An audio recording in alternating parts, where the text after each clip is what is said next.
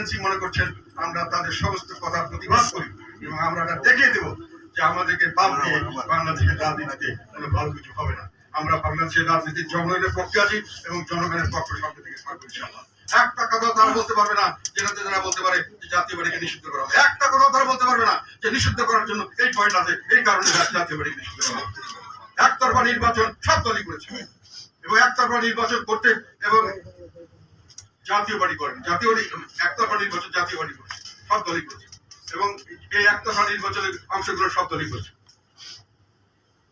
আর যত রকম গণহত্যা অন্য কিছু কোনো সময় জাতীয় পার্টির আমলে কোনো গণহত্যা হয়নি। জাতীয় পার্টির আমলে ছাড়া সব আমলে কিছু না কিছু গণহত্যা হয়েছে এবং পরবর্তীকালে জাতীয় পার্টি কোনো প্রতিহিংসার রাজনীতি করেনি, সবসময় জনগণের সঙ্গে ছিল।